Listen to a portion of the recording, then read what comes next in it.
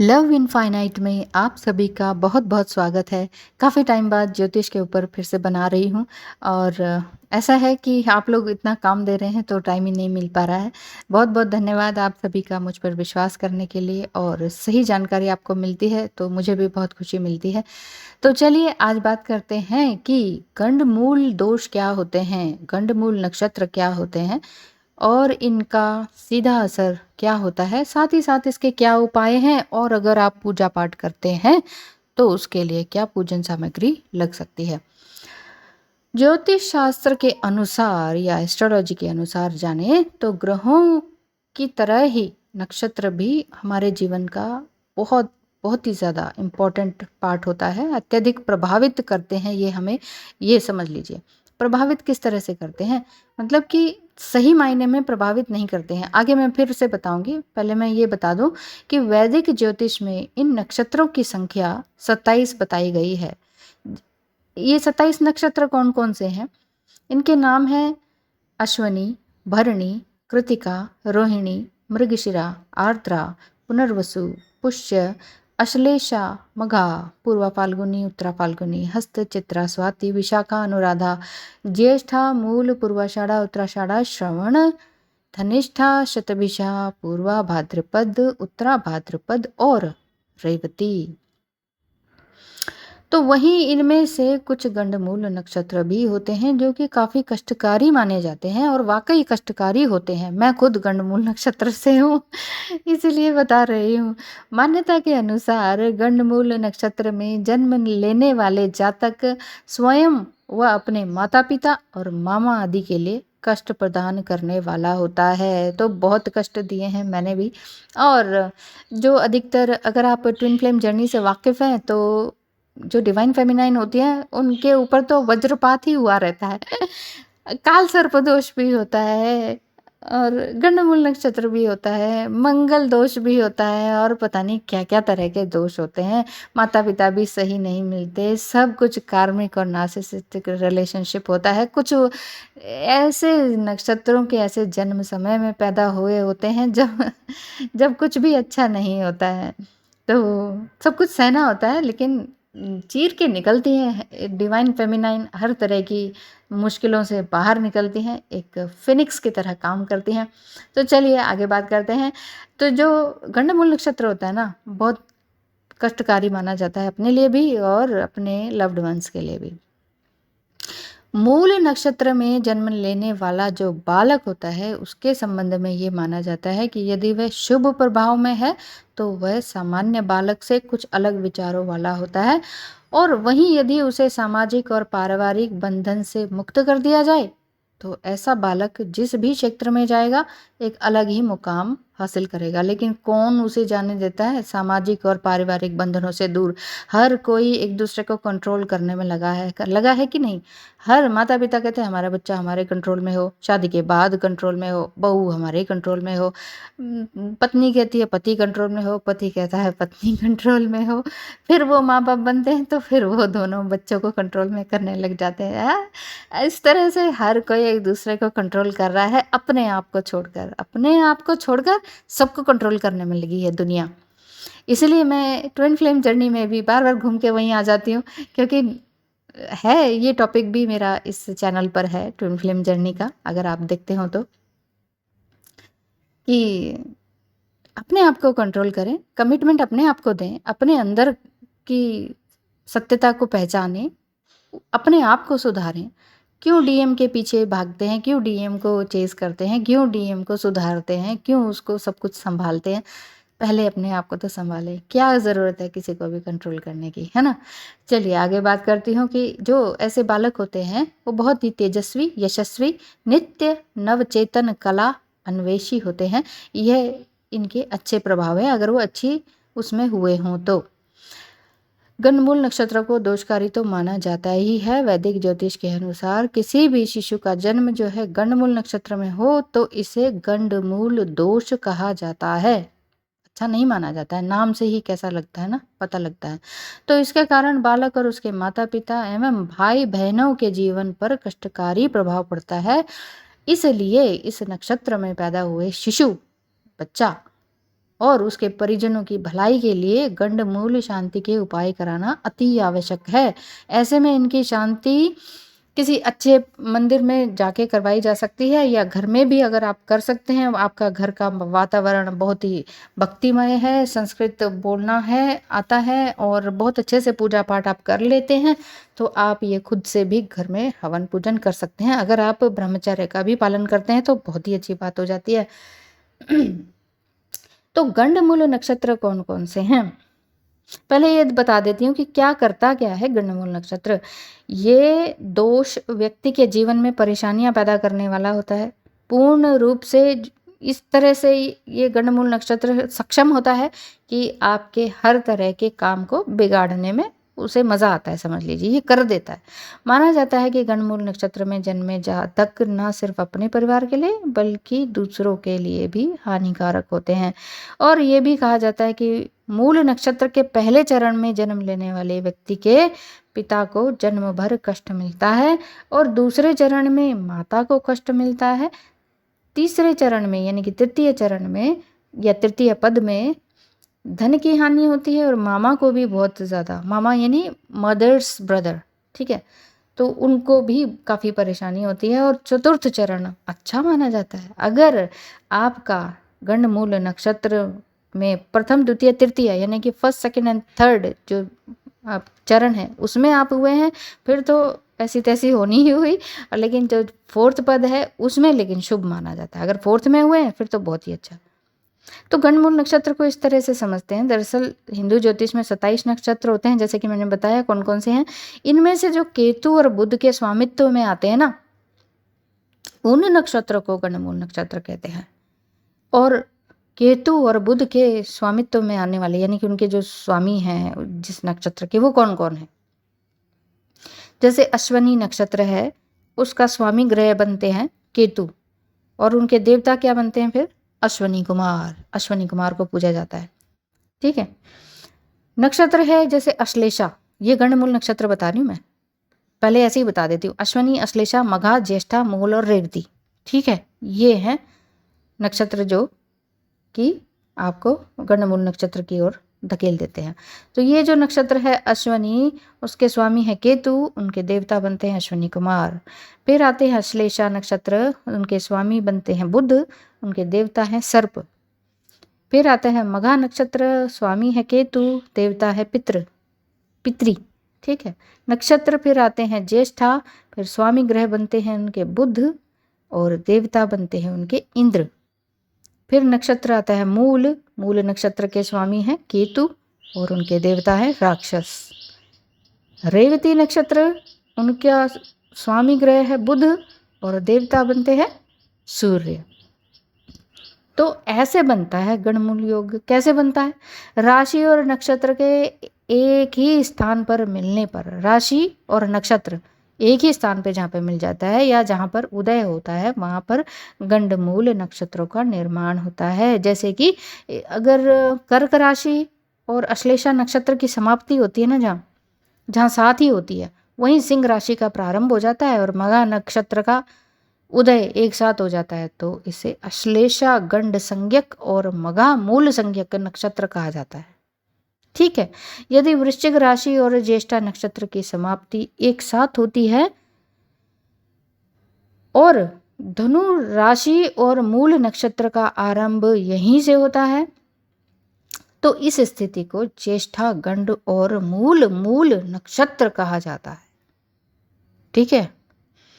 यदि मीन राशि और रेवती नक्षत्र एक साथ समाप्त होते हों और मेष राशि व अश्वनी नक्षत्र की शुरुआत, मेष राशि और अश्वनी नक्षत्र की शुरुआत एक साथ होती हो, तो इस स्थिति को रेवती गंड और अश्वनी मूल नक्षत्र कहा जाता है। रेवती गंड हो जाएगा और अश्वनी का मूल नक्षत्र माना जाएगा। तो गंडमूल नक्षत्र दोषकारी क्यों होते हैं? हिंदू ज्योतिष के अनुसार लग्न और राशि, नक्षत्र लग्न और राशि के संधि काल को अशुभ माना जाता है, इनकी संधि नहीं होनी चाहिए। संधि हो रही है तो ये अशुभ होता है। और गंडमूल नक्षत्र संधि नक्षत्र होते हैं, संधि होती है जिसमें, ठीक है। इसलिए जातक पर इसके अशुभ प्रभाव होना स्वाभाविक है। इसके साथ ही गंडमूल नक्षत्रों के देवता भी बुरे प्रभाव देने वाले होते हैं। ये नक्षत्र मेष, कर्क, सिंह, वृश्चिक, धनु व मीन राशि के आरंभ में होते हैं और अंत में भी आते हैं। एक बार फिर से, ये नक्षत्र मेष, कर्क, सिंह, वृश्चिक, धनु व मेष राशि के आरंभ व अंत में आते हैं। कालपुरुष चक्र के अनुसार इन राशियों का प्रभाव जातक के शरीर, मन, बुद्धि, आयु, भाग्य पर पड़ता है। अब बताइए क्या रह गया? शरीर भी ठीक नहीं रहेगा, मन भी ठीक नहीं रहेगा, बुद्धि भी सही से चलेगी नहीं, आयु भी अच्छी नहीं रहेगी, भाग्य पे असर पड़ेगा। आप कहाँ जाएंगे बच के? तो गंडमूल नक्षत्र का प्रभाव तो पड़ता ही पड़ता है। कई बार लगता है कि नहीं नहीं, हम तो बचपन से बहुत अच्छे हैं, खुश खुश रहने की आप कोशिश करते हैं, आप बहुत हिम्मत वाले हैं। अगर आप गंडमूल नक्षत्र में रहते हुए भी बहुत बीमार नहीं पड़ते हैं, मन से भी बहुत ज़्यादा प्रबुद्ध हैं, बुद्धिशाली भी हैं, आयु भी आपकी अच्छी दिख रही है, आप काफ़ी अच्छी एज तक भी पहुंच गए हैं, हार नहीं मानते हैं, फिर तो आपका जज्बा है, ये तो विल पावर है, जैसे मैं हूँ। हार हार नहीं मानती, तो ऐसे ही आप हैं। तो मेरे कहने का मतलब है, इस पे असर ज़रूर पड़ता है, मन ही मन कुड़ता है इंसान, कभी विक्टिमाइज स्थिति में कई कई साल तक भी रहता है, सुसाइड का भी प्रॉब्लम मतलब आता ही है, ये सारी चीज़ें आती हैं। अच्छा, और इसी तरह का जो अगर है ना, शरीर, मन, बुद्धि, आयु, भाग्य पर इनका असर होता है, तो गंडमूल का प्रभाव भी इन्हीं के ऊपर देखने को मिलता है। गंडमूल दोष का असर किन किन पर होता है? यदि कोई बालक यानी कि आप गंडमूल नक्षत्र में पैदा हुए हैं, जो मैंने अभी बताए हैं ऊपर, तो उसे और उसके परिजनों को कई तरह के कष्टों का सामना करना पड़ता है। कैसे? जातक को, यानी कि जो उसमें पैदा हुआ है, जातक को स्वास्थ्य संबंधी कष्टों का सामना करना पड़ता है। माता पिता, भाई बहनों के जीवन में बाधाएं आ जाती हैं, उनके आने से जातक के जीवन पर भी नकारात्मक प्रभाव पड़ता है, नेगेटिव इफेक्ट पड़ता है। जातक को जीवन यापन में संघर्ष करना पड़ता है, जॉब नहीं लगती, जॉबलेस हो जाता है, लगती है छूट जाती है, धोखा दे देते हैं, बिजनेस नहीं चलता है, ये काम होते ही रहते हैं। 100 तरह की जॉब्स करते हैं, बिजनेस करते हैं, कहीं के नहीं रहते। हंसी आ रही है कि मैं खुद उसमें हूँ इसलिए, ठीक है ना। जातक को जीवन यापन में संघर्ष करना पड़ता है, जातक के परिवार में दरिद्रता आ जाती है, बहुत बार खाली डब्बे देखे होंगे आपने, ठीक है। दुर्भाग्य, दुर्घटना का भय बना रहता है, दुर्घटना बनी रहती है, कोई ना कोई डर लगा रहता है, अरे यहाँ से जाएंगे तो एक्सीडेंट हो सकता है। बहुत बार आप लोग एक्सीडेंट से बचे होंगे, जो गंडमूल नक्षत्र के हैं उनको बता रही हूँ। और एक तरह से वो भाग्यहीन हो जाता है। ऐसा नहीं है कि बिल्कुल ही ख़त्म हो जाता है, लेकिन जो चाहते हैं ना वो नहीं हो पाता। बहुत बड़ी, इतना संघर्ष, आप ये सोचते होंगे कि दूसरा तो देखो यार, लाखों रुपए तो ये यूं ही खर्च कर रहा है, लाखों रुपए ऐश पे खर्च कर रखा है, लाखों रुपए रोग पे खर्च कर रहा है, लाखों रुपए भोग पे खर्च कर रहा है, लाखों रुपए स्पिरिचुअलिटी यानी कि योग पे खर्च कर रहा है। हमारे पास तो लाख भी नहीं बनते। नक्षत्र जो ये गंडमूल नक्षत्र में होता है ना, वो यही सोचता रह जाता है, यार मेरे पास तो लाख रुपए भी नहीं होते, लोग तो इतना खर्च कर रहे हैं। ये है, खर्च कर रहे हैं का मतलब है कि इतना तो है ना, तभी तो खर्च कर रहे हैं। गंडमूल शांति के क्या क्या उपाय हैं? यदि किसी शिशु का जन्म या फिर बालक का जन्म या फिर आपका जन्म गंडमूल नक्षत्र में हुआ है, या आपके घर में किसी बच्चे का जन्म गंडमूल नक्षत्र में हुआ है, तो बच्चे को त्यागना नहीं है, बच्चे की शांति के लिए उपाय करना है। तो जन्म के 27वें दिन, ठीक 27वें दिन उसी नक्षत्र के आने पर शांति करानी चाहिए। हर 27वें दिन पर नक्षत्र आ जाता है, वही इसीलिए 27वां दिन बोला है। तो 27वें दिन जिस दिन बच्चा पैदा हुआ है, आप देख लीजिए कौन सा नक्षत्र है। ओहो, ये नक्षत्र है, गंडमूल नक्षत्र है। अब तो 27वें दिन उसकी फिर से बहुत अच्छी पूजा करानी होगी। इसके लिए कई तरह के उपाय किए जा सकते हैं। जैसे उपाय मैं बता देती हूँ, जैसे कि सांप को दूध पिलाना, नाग देवता का पूजन करना, सर्प सूक्त पढ़ लीजिए, सर्प सूक्त की किताब ले आइए, सर्प सूक्त पढ़ते रहिए। आप पिता हैं, माता हैं, आप पढ़ते रहिए। पितरों के निमित्त दान करते रहिए। घर में गंडमूल शांति के लिए यज्ञ करवाएं। यज्ञ क्या, यज्ञ बोलिए या यज्ञ बोलिए या हवन बोलिए या होम बोलिए, ठीक है, एक ही बात है, ये करवाना होगा। और अमावस्या के दिन ब्राह्मणों को भोजन कराना होगा। अमावस्या जब भी आती है तब ब्राह्मणों को भोजन कराएं। किसी मंदिर में शिवलिंग को स्थापित करें। शिवलिंग खरीदे कोई सा भी और मंदिर में जाके पंडित जी को बोले आप इसको स्वीकार करें, तो वो स्थापित करा देंगे। प्रत्येक अमावस्या को गौ, स्वर्ण, अन्न आदि का दान करना चाहिए। देखिए सोना तो अपने पास ही नहीं होता, जो गंडमूल नक्षत्र में होते हैं उसका तो सोना भी छिन जाता है। तो कहाँ से लाएगा वो स्वर्ण और कहाँ से लाएगा? गाय खरीद के तो कम से कम अन्न जो भी है थोड़ा बहुत आटा दाल चावल वही दान कर दें अमावस्या के दिन। ऐसे तो करना चाहिए। गौ का भी स्वर्ण का भी नहीं हो सकता है, नहीं है भाई, हम पहले ही गरीब हो जाते हैं इस नक्षत्र में पैदा होके। तो अन्न का दान कर दीजिए श्रद्धा के साथ। हे ईश्वर मेरे पास इतना ही है और मुझे इतना इतना और दें कि मैं स्वर्ण का भी गौ का भी दान कर सकूं, मुझ पे इतनी कृपा बनाए रखें। इस भाव से करें, कभी विरोध होके कभी कोई दान ना करें, खुशी से इस भाव से करें। ठीक है, आज है जो है, नहीं खुश है, नहीं है तो खुश है। ठीक है ना। माता या पिता 6 माह तक, अगर जैसे जिसका अभी अगर आप हुए हैं गंडमूल नक्षत्र के, तो आपके माता पिता ने 6 महीने तक विष्णु सहस्त्र नाम का पाठ किया है तो बहुत अच्छी बात है। नहीं किया होगा, पूजा ही नहीं कराई होगी, पता ही नहीं होगा, पंडित बताते ही नहीं है। मुझे समझ नहीं आता पंडित लोग बताते क्यों नहीं है, सही सही बताते ही नहीं है कि 4 समस्या बता तो दो कि 4 दोष हैं जी आपके। करवाना नहीं करवाना तो वो इंसान के अपने ऊपर है, उसके माता पिता के ऊपर है, उसकी मर्जी है, फिर उसका दोष लगेगा ना। फिर आप पंडित खुद ही अपने ऊपर दोष ले लेते हैं, बताते ही नहीं है, बताते ही नहीं है। मैं तो अब क्या कहूँ। तो मैं ये बता रही हूँ कि इन सब उपायों के अलावा गंडमूल में जन्मे बच्चों के जन्म के ठीक 27वें दिन गंडमूल नक्षत्र की शांति पूजा करवानी चाहिए। इसके अलावा ब्राह्मणों को दान दक्षिणा देनी चाहिए और उन्हें भोजन भी करवाना चाहिए। यदि किसी कारणवश पूजा ना करवाई जा सके तो महीने के जिस भी दिन चंद्रमा जन्म नक्षत्र में मौजूद हो, आपका जन्म नक्षत्र में जिस दिन चंद्रमा मौजूद हो उसी दिन शांति पूजा करवा लेनी चाहिए। और यदि गणमूल शांति के उपाय शिशु के जन्म से ठीक 27वें दिन भी ना हो पाए तो किसी कारण से गणमूल दोष के बारे में आपको कभी भी पता लगे, 20 साल 30 साल 40 साल 50 साल 60 साल जब भी पता लगे आप उसमें करवा लें। अब आप ये नहीं कह सकते ओहो अब तो 50 के हो गए 60 के हो गए अब क्या रह गया जीवन में, सब कुछ तो है ही नहीं, खत्म हो गया, छिन गया। उसके बाद भी तो बाहर आ सकती है। तो कभी भी हिम्मत नहीं हारनी चाहिए। जब जागो तभी सवेरा, जब पता लगे ना तभी पूजन करवा दो। हाँ, पूजन की आप सामग्री अगर जानना चाहते हैं तो उसमें लगता है सतनजा लगता है, 7 तरह के अनाज। ठीक है, जिसे 7 तरह के अनाज कहते हैं, सबको मिला लेते हैं थोड़ा थोड़ा थोड़ा थोड़ा। सबसे ज़्यादा उसमें गेहूँ होना चाहिए। जैसे गेहूँ 1 किलो है तो बाकी सारा अनाज भी 1 किलो ले लीजिए, ऑल टोटल मिला के। तो साबुत अनाज जिसे कहते हैं सतनजा कहते हैं। केले के पत्ते हो गए, 27 गाँव के पत्थर हो गए, पत्थर यानी कि पेबल्स हो गए, 27 नदियों का जल हो गया, 27 पेड़ों की लकड़ी हो गई, 7 प्रकार की मिट्टी हो गई, बूरा हो गया, 2 गज लाल कपड़ा हो गया, 2 गज काला कपड़ा हो गया, 2 गज सफ़ेद कपड़ा हो गया, गज यानी कि मीटर लगा लीजिए, भोजपत्र हो गया, गमछा हो गया, पेड़ा पेड़ा हो गया, मिठाई फल 5 तरह के, गव्य 5 तरह के, फल हो गए 5 तरह की, मिठाई होगी, फूल होगी, माला होगी, जो भी लगता है फल फूल माला, और क्या बोलते हैं मधु शहद जिसे कहते हैं हनी, और घड़ा हो गया, करवा हो गया, सरवा हो गया, 5 रंग हो गए, नारियल हो गया, कील हो गई, 50 ग्राम सुपारी हो गई, तांबे का छेद वाला सिक्का हो गया, वो कील उसमें डालने के लिए चाहिए होती है ना।